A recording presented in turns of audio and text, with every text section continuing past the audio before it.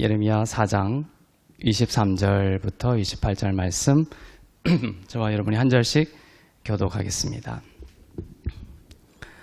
보라, 내가 땅을 본즉 혼돈하고 공허하며 하늘에는 빛이 없으며 내가 산들을 본즉 다 진동하며 작은 산들도 요동하며 내가 본즉 사람이 없으며 공중의 새가 다 날아갔으며 보라, 내가 본즉 좋은 땅이 황무지가 되었으며 그 모든 성읍이 여호와의 앞 그의 맹렬한 진노 앞에 무너졌으니 여호와께서 이와 같이 말씀하시길 이 온 땅이 황폐할 것이나 내가 진멸하지는 아니할 것이며 이로 말미암아 땅이 슬퍼할 것이며 위의 하늘이 어두울 것이라 내가 이미 말하였으며 작정하였고 후회하지 아니하였은즉 또한 거기서 돌이키지 아니하리라 하셨음이로다. 아멘.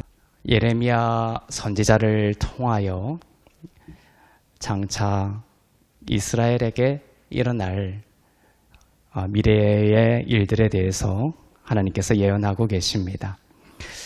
당시 이스라엘은 하나님을 멀리 떠나 우상을 섬겼습니다. 성전의 기능은 마비되었습니다. 성전의 기능이 마비되었다라는 말은 더 이상 온전한 제사가 드려지지 않았다라는 것이죠. 죄를 한시적으로, 구약의 그 제사는 사람들의 그 1년 동안 지었던 죄를 해결해 주는 제사였습니다. 그 제사가 온전히 드려지지 못했다라는 것이죠. 성전의 기능은 마비되었습니다. 제사가 온전히 드려지지 못했다는 것은 백성 가운데 수치심과 죄의식이, 정죄함이 계속해서 깊어지고 있었다라는 것입니다. 그것을 1년에 한 번씩 제사로 해결했어야만 했던 것이죠. 그렇지 않았다라는 것입니다.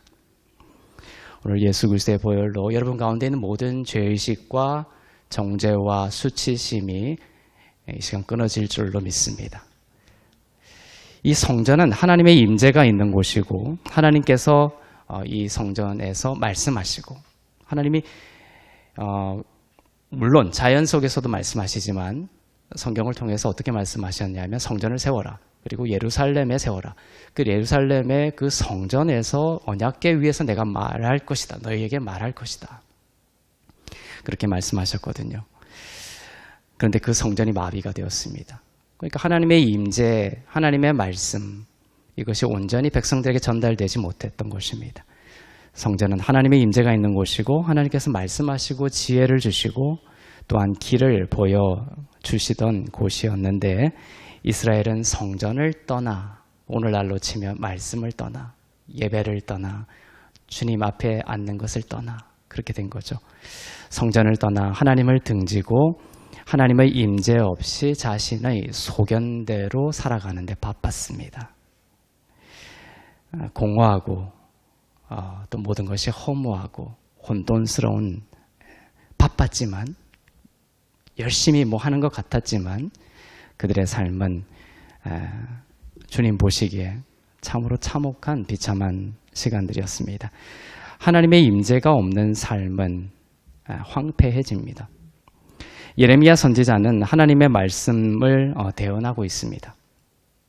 당시 강대국으로 떠오르고 있던 바벨론을 사용하여 하나님은 이스라엘을 공격하게 하고 그 땅을 황무지와 같이 만들겠다고 하셨습니다. 오늘 본문 말씀이 그것입니다. 4장에 긴 말씀이 있지만 오늘 중간 말씀만 저희가 읽었습니다. 그런데 전체의 말씀은 겉으로 보이는 하나님의 본문의 말씀은 바벨론을 통하여 이스라엘을 심판하겠다라는 말씀입니다. 그러나 유심히 자세히 보면 그 심판의 메시지 속에 구원의 메시지가 들어가 있는 것이죠. 그 땅을 황무지와 같이 만들겠다. 그러나 백성들은 이 예언을 듣고서도 하나님께로 돌아가지 않았습니다. 하나님의 심판을 받고 장차 황무지가 될 그러한 이스라엘에 대한 표현들이 오늘 쭉 나오고 있는데 아주 특별한 구절이 등장해요. 23절에 등장합니다. 이것은 이제 원어적인 것을 연구하는 저와 같은 사람들은 아주 눈길이 머무는 그리고 아주 신학적으로 의미가 깊은 절입니다. 23절에 보면 이렇게 표현하고 있습니다. 내가 땅을 본즉 혼돈하고 공허하다 이렇게 되어 있습니다. 혼돈하고 공허하다. 혼돈하고 공허하며라는 표현을 보니까 여러분 생각나는 구절이 있습니까? 바로 창세기 1장 2절의 기록입니다. 창세기 1장 2절에 똑같은 단어를 똑같은 형식으로 기록하고 있습니다. 한 단어만 쓴 것이 아니라 혼돈하고 공허하고 이 두 가지를 똑같은 단어를 사용하고 있는데 이 혼돈과 공허를 똑같이 사용하고 있는 곳이 여기밖에 없어요. 연결되어 있는, 그 의미가 연결되어 있다는 것입니다. 이 땅을 창조하기 전에 그 창조 역사 전에, 창조 전에 그 배경, 혼돈과 공허의 상황과 이스라엘 백성들이 지금 멸망을 앞두고 있는 이 상황에 그 공허와 혼돈과 공허의 상황이 맥락적으로는 같다라는 것을 의미하고 있죠. 혼돈과 공허입니다. 창세기 1장 2절을 제가 읽어보겠습니다. 땅이 혼돈하고 공허하며 흑암이 깊음 위에 있고 하나님의 영은 수면 위에 운행하시니라. 네, 하나님의 영은 수면 위에 운행하시니라. 이것은 따로 보겠지만 그 전제로 땅이 혼돈하고 공허하다는 말이 지금 이스라엘을 향한 그 심판의 예언의 많은 그 하나님의 메시지 속에 있는 그것을 축약하면 혼돈과 공허의 상태인 것이죠. 그러나 혼돈과 공허의 상태에 놔두지 아니하시고 창세기 1장 2절에도 혼돈과 공허 다음에 하나님의 영이 수면 위에 운행하시는 어떤 구원에 대한 빛이 숨어 있습니다. 오늘도 마찬가지죠. 예레미야 4장이 온통 심판에 대한 예언이지만 그 혼돈과 공허 그러한 상황 속에서도 깊이 이 본문들을 들여다보면 결국 창세기 1장 2절과 연결되어서 이 가운데 혼돈과 공허 가운데 베푸실 예수 그리스도를 통한 하나님의 구원을 함의적으로 숨겨서 우리들에게 알려주고 있는 것이죠. 창세기 1장 2절에 혼돈과 공허라는 단어, 그거를 동일하게 쓴 이유가 있습니다. 하나님이 세상을 창조하기 전에 온통 어둠이었습니다. 온통 어둠인 상태를 나타내는 표현인데 그것이 자연적으로 그냥 혼돈과 공허의 상태, 그 이상을 이야기하고 있다는 것입니다. 영적인 상황들을 앞으로 다가올 역사가 시작이 되고 나라가 시작이 되고 사람들이 이 땅에 태어나서 살아갈 때에 펼쳐지게 될 그 혼돈과 공허의 상태를, 영적인 혼돈과 공허의 상태를 같이 연결하여 담고 있는 문장입니다. 하나님은 이 혼돈과 공허의 상태에 빛이 있으라 말씀하셨습니다. 빛이 있으라 말씀하심으로 선한 형태를 만들어내시고 선한 내용물을 만들어내셨습니다. 이것이 창조행위입니다. 창조행위는 크게 두 가지인데 형태와 내용물입니다. 창세기 1장에 보면 하나님의 창조행위가 나오는데 형태와 내용물로 나눠져 있어요. 그렇게 진행합니다. 그래서 창세기 1장에 첫째 날, 둘째 날, 셋째 날에는 형태를 만드십니다. 스테이지를 만드세요. 그리고 넷째 날, 다섯째 날, 여섯째 날에는 그 스테이지, 공간, 형태 속에 있는 내용물을 만드십니다.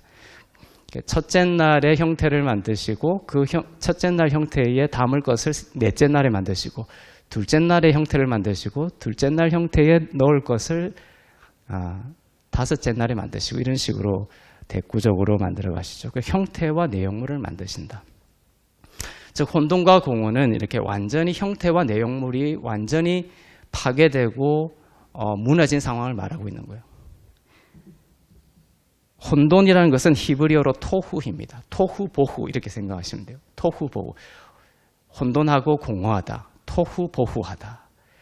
혼돈이라는 것은 토후입니다. 이것은 formless, 형태가 없다라는 뜻입니다. 형태가 없다. 그리고 보후라는 것은 공허하다라는 건데 empty입니다. 그것은 텅 비어 있다는 것입니다. 토후하고 보후하다. 형태도 없고 그 형태 안을 채울 내용물도 없는 완전한 파괴의 상태, 완전한 무너짐, 완전한 어둠의 상태를 말합니다. 예를 들면 성전도 무너지고 회파되고 외형적으로도 무너지고 그 안을 채우는 온전한 사랑과 경외와 그런 월십이라든지 이런 것들의 마음들이 완전히 사라진 완전한 무의 타락의 상태를 말하고 있는 것이죠. 완전한 무입니다. 무에서 유를 창조해내시는 하나님의 창조 역사가 창세기 1장 이후에 기록이 되어 있죠. 이러한 창세기 1장에 나와 있는 형태를 창조하시고, 그때는 회복이 아니라 창조죠.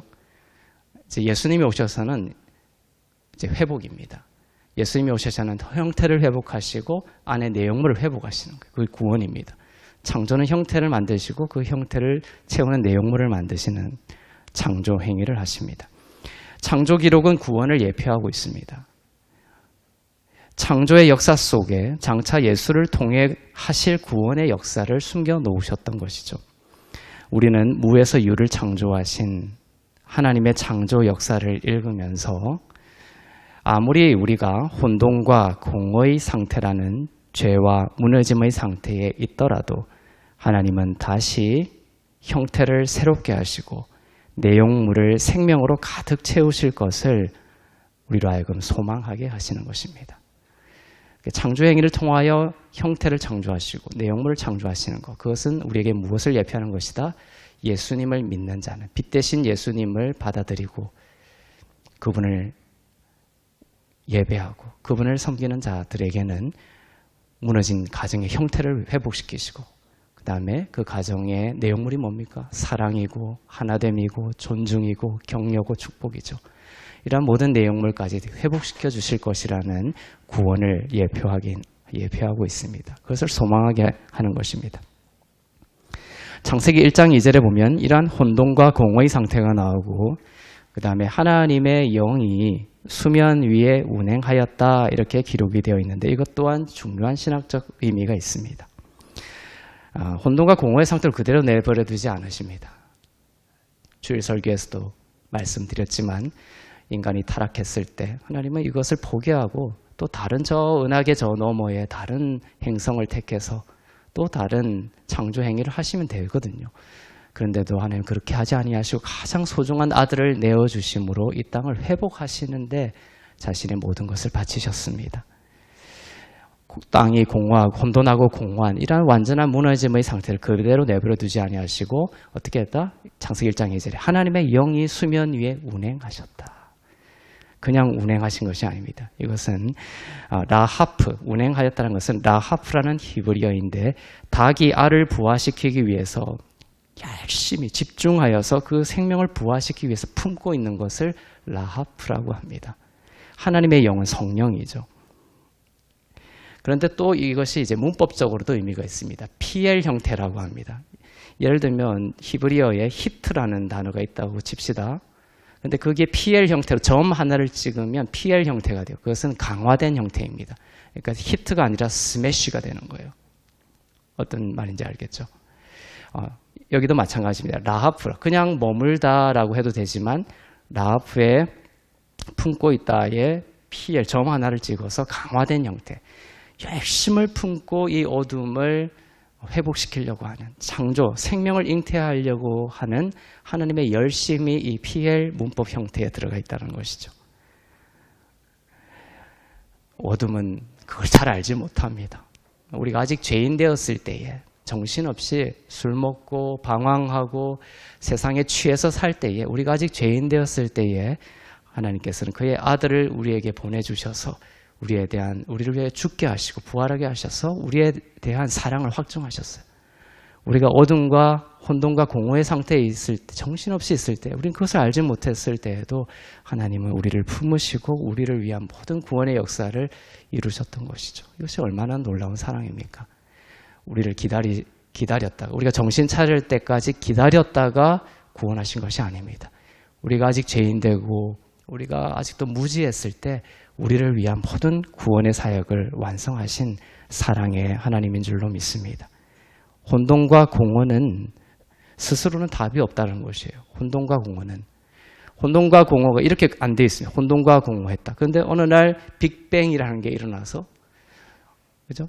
유기물을 만들고 그것이 하나의 유기체를 만들어서 진화가 되고, 이러한 혼돈과 공허의 그 상태가 우연적으로 뭔가 발전하는 이러한 형태는 성경에 없습니다.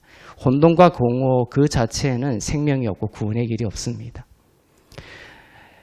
혼돈과 공허가 바뀌는 것은 무엇입니까? 하나님의 영이 수면 위에 운행했기 때문입니다. 하나님의 영이 일하셔야 합니다. 말씀이 우리 삶 가운데 임재해야 되는 것이죠. 그리고 3절이 이어집니다. 빛이 있으라 이렇게 하셨습니다. 그리고 빛이 만들어집니다. 제가 이 그리스도의 마음을 묵상하다가, 그리스도의 마음은 사랑이죠. 용서이죠. 근데 어느 날 제 마음, 그 계시가 열려서 그리스도의 마음은 거기에 그치는 것이 아니라 창세기 1장 2절을 보여주시는 거예요. 그리고 성경의 모든 예수 그리스도의 언어와 그 말씀이 통째로 내 안에 흡수되면서 예수님은 한 번도 사망이라는 그 현상 그 자체를 confess하지 않으셨다는 거예요. 고백하지 않으셨다는 거예요. 어둠이라는 걸 보고 예수님은 정말 어둡다 이렇게 하신 적이 한 번도 없다는 것이에요. 그게 그리스도의 뭐다? 마음이라는 거예요. 너희 마음에 이 마음을 품으라. 곧 그리스도 예수의 마음이니. 내 삶이 무너져 있어요. 내 가정이 무너져 있습니다. 이제 우리 집이 망하겠구나. 이것은 한 번도 예수님은 그런 말을 하신 적이 없다라는 것입니다. 창세기 1장 2절에 어두운 가운데 모든 것이 어두웠는데 예수님은 참으로 어둡구나 이런 말씀을 하시지 않으셨다는 거예요. 그 대신 믿음의 눈으로 변화될 그 하나님의 역사가 이루어질 상태를 선포하셨습니다. 빛을 선포하셨습니다. 우리 자녀들이 아무리 무너져 있고 우리 가정이 아무리 무너져 있고 나의 삶이 아무리 희망 없는 상태일지라도 아이고 내 인생 끝났다 이 말을 절대로 하지 마십시오. 예수님처럼 그 가운데 그 삶 가운데 가정 가운데 축복하고 빛을 선포하십시오. 나의 자녀에게도 너는 빛이야 선포하십시오. 너가 이래서 뭐가 될래? 이 말은 사망의 말입니다. 예수님은 한 번도 그렇게 말씀하지 않으셨습니다. 제자들은 나사로가 죽었습니다. 이렇게 말했어요. 죽음을 말했어요. 근데 예수님은 나사로가 죽었구나 이렇게 말씀하셨습니까? 아니에요. 나사로가 자고 있다. 깨우러 가자. 이것이 뭐다? 예수님의 마음입니다. 예수님의 마음을 가지시기를 바랍니다. 제가 그 예수님의 마음에 대해서 이렇게 계시를 받고 나서 완전히 이 마음이 완전히 자유하고 열리게 되더라고요. 예수의 마음을 갖는다는 것은 우리를 모든 어둠의 중력으로부터 독수리처럼 날아오르게 하는 새 힘을 줍니다. 내일 아침 또 눈을 뜨고 우리가 육신의 눈으로 목격하는 모든 현상들은 사망 현상이에요. 내 삶이 무너져 있는 것 같고 또 어둡고 힘들 것 같고 또 누굴 괴롭고 스트레스 받고 이 모든 상황들을 뚫고 올라가야 됩니다. 무엇으로? 그리스도의 마음으로. 빛을 선포하십시오. 내 삶은 잘 될 거야. 우리 자녀는 잘 될 거야. 너는 하나님의 용사야.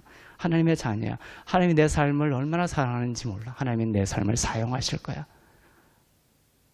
그렇게 축복하고 그렇게 빛을 선포하는 인생 되시길 바랍니다. 그것을 정말로 여러분에게 가르쳐주고 싶어요. 그리고 그러한 삶을 정말 여러분이 사시기를 바랍니다. 창세기 1장 2절에 빛이 있으라 하시니 빛이 있었다라는 구절이 있습니다. 빛이 있으라 하시니 빛이 있었다. 근데 그 밑에 발음 기호들이 붙어 있습니다. 발음 기호들은 원어 사본, 발견되는 고고학 사본에는 발음 기호가 없습니다. 사람들이 후대에 그 내용을 짐작해서 붙인 거예요. 붙여서 이제 그 내용에 맞게끔 붙인 것입니다. 근데 처음에는 이제 발음 기호가 없었다는 것이죠. 그 발음 기호 없이 해석을 해보자는 것이에요. 빛이 있으라 하니 빛이 있었다. 이렇게 이제 그렇게 해석이 될 거라고 해서 발음 기호를 그렇게 붙여서 해석을 빛이 있으라 하니 빛이 있었다 이렇게 해석을 한 것입니다. 근데 발음 기호를 다 떼고 읽으면 어떻게 되냐면 예히오르 예히오르가 됩니다. 예히오르 그 두 번이 반복이 됩니다.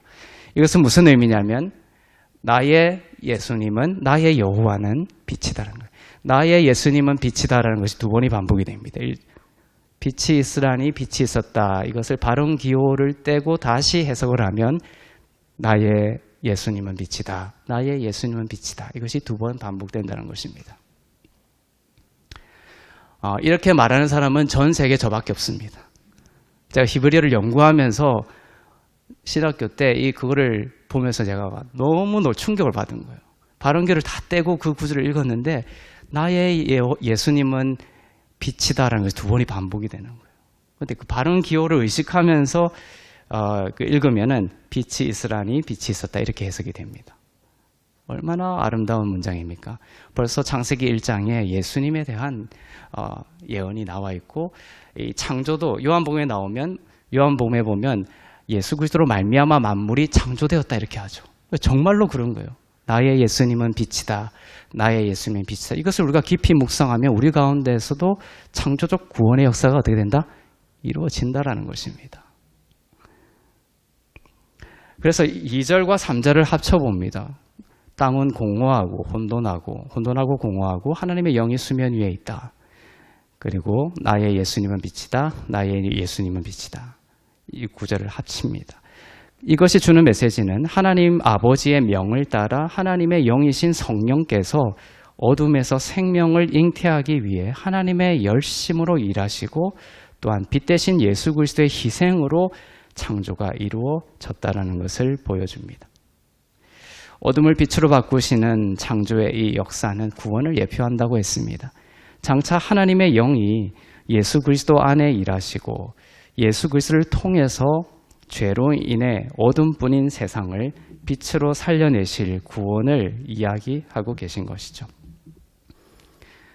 이스라엘이 자기 죄로 인해 바벨론에 의해 황무지가 되는 그러한 어둠과 버려짐의 상태에 처하게 되지만, 오늘 예언처럼 예레미야 그렇게 혼돈과 공허의 상태가 되겠지만 여러분의 삶도 그런 상황에 놓여 있을 수 있겠지만, 오늘 이 예언이 진실로 예언하는 것은 장차 오실 예수 그리스도를 믿으면, 여러분이 빛 대신 예수님을 믿으면 혼돈과 공허가 변하여 믿는 자는 하나님의 성전이 되고 형태를 새롭게 만들고, 그 성전인 성도들은 하나님의 사랑과 은사와 생명과 영광으로 그 내용물을 가득 채우는 새로운 구원의 역사를 우리의 삶 가운데 베푸실 것을 약속하고 계신 것입니다. 27절처럼 이스라엘은 하나님 앞 그의 맹렬한 진노 앞에 무너졌습니다. 맹렬한, 26절에 보면 이렇게 되어 있죠. 모든 성읍이 여호와 앞 그의 맹렬한 진노 앞에 무너졌으니. 그것이 혼돈과 공허입니다. 하나님의 진노 앞에, 심판 앞에 형태도 없고 모든 것이 텅 비어버린 이스라엘의 상태입니다. 내 삶도 그러한 것을 경험할 때가 있죠. 모든 것이 무너졌고, 또 뭔가 살아갈 아무런 에너지도 없는 것 같은, 소망도 없는, 채움도 없는, 텅 빈 것 같은 인생을 살아갈 때가 있습니다. 그것이 하나님의 내가 진노 아래에 있다, 맹렬한 진노 아래에 있다라는 그러한 자의식입니다. 거기서부터 하나님은 예수 그리스도의 사랑으로 구원하시기를 원하시는 거예요. 그것을 어둠이다, 내가 끝났구나, 여기 앉아있지 말라는 거예요. 우리의 삶 가운데 하나님의 영을 초청하여 그 영의 라하프, 알을 품어 생명을 잉태하듯 내 삶 가운데 빛이 있으라 선포하며 새로운 구원의 형태와 그 내용물을 하나님으로부터 성령으로부터 충만히 공급받고 살아나는 여러분의 삶이 되시길 바랍니다. 끝이 아니라는 것이에요. 혼돈과 공허가. 하나님은 예수 그리스도를 우리에게 주시고 그분을 믿고 의지하는 자에게 새 형태를 회복시키시고 공허를 생명으로 채우실 것을 약속하고 계십니다. 욥의 삶이 다 무너졌죠. 형태도 자식이 다 죽어버렸습니다. 죽으면서 어떻게 됐습니까? 소망도 잃어버리고 에너지도 잃어버리고 형태도 무너지고 텅 비어버렸습니다. 욥이 살아갈 아무런 것도 없었죠. 하지만 하나님은 욥에게 중보자를 보내주시죠. 이제 내가 듣기만 하였사오나 이제 눈으로 본다고 하죠. 예수님을 말하는 거예요. 성령신하신 예수님을 말하는 거예요. 욥은 예수 그리스도, 빛 대신 예수 그리스도를 중보자로 받아들이고 그분의 빛된 말씀을 품고 그분의 말씀을 자기 삶 가운데 선포하며 잃어버렸던 것의 2배의 축복을 받게 됩니다. 새로운 형태를 갖게 되죠. 새로운 자녀를 갖게 되고, 그리고 더욱더 많은 물질과 또 사랑과 또 행복을 갖게 되는 요셉의 새로운 형태와 새로운 내용물의 충만을 경험하게 되는 것이죠. 이것이 다 무엇으로 비롯되었느냐? 빛 대신 예수 그리스도를 믿음의 중심에 두고 삶의 중심에 두었을 때입니다. 나의 힘도 나의 빛이 아니요 세상의 지혜와 세상의 힘과 세상이 이것은 힘이야 라고 가르치는 그것이 내 삶의 빛이 아니라는 것입니다. 나의 예수님이 우리 삶의 빛인 줄로 믿습니다. 맹렬한 진노 앞에 무너진 인생이 아니라 이제는 십자가의 완전한 사랑을 의지하여 그분의 보좌 앞에 담대히 나아가는 은혜를 입은 자가 되었습니다. 맹렬한 진노 앞에 있었다 이렇게 오늘 본문은 기록되어 있지만 신약인 히브리서에서는 이제 우리가 그리스도의 그 완전한 사랑을 힘입어 담대하게 맹렬한 진노 앞에 있다는 두려움이 아니라 담대히 그리스도의 사랑을 의지하여 나아가는 인생이 된 것입니다. 그렇게 주님 앞에 나아가고 예수 그리스도의 빛된 예수님을 나의 빛으로 모시며 섬기며 누리며 동행하며 고백하며 축제를 벌이며 즐거워할 때 우리의 삶 가운데 이러한 놀라운 새 형태와 그 다음에 그것을 채우는 새로운 충만이 이루어질 줄로 믿습니다. 혼돈과 공허의 시간을 지나고 있습니까? 하나님의 맹렬한 진노 앞에 모든 것이 무너진 것 같은 삶의 시간을 지나고 있습니까? 두려워하지 말고 수면 위에 닭이 알을 품듯 완전한 사랑과 열심으로 내가 뭐라고 그렇게 열심히 품습니까? 하나님이 벌레만도 못한 나를 위해 그렇게 열심히 나를 위해 품고 계신 아들을 주시기까지 품고 계신 그 하나님의 놀랍고 측량하지 못할 사랑을 주목하는 오늘 이 시간이 되기를 바랍니다. 여러분을 기다리고 품고 계시고 그건 실수가 없습니다. 하나님이 그렇게 하나님의 열심을 보이셨고 또 하나님이 지금도 선하게 일하시기 때문에 여러분의 가정은 반드시 회복될 것입니다. 여러분의 삶은 하나님이 반드시 지키실 것입니다. 그것은 인간의 열심이 아니라 누구의 열심입니까? 하나님의 열심이기 때문입니다. 물을 포도주로 만드신 예수님께서 여러분의 눈물이 변하여 기쁨이 되게 하시고 여러분의 혼돈과 공허가 변하여 성도된 여러분이 얼마나 존귀한 자인지를 알게 하시며 얼마나 복된 자인지를 알게 하시고 또한 하늘의 모든 신령한 은사와 선물들로 여러분의 삶을 강건하게 하시고 터가 견고하게 하시고 온전하게 하실 것입니다.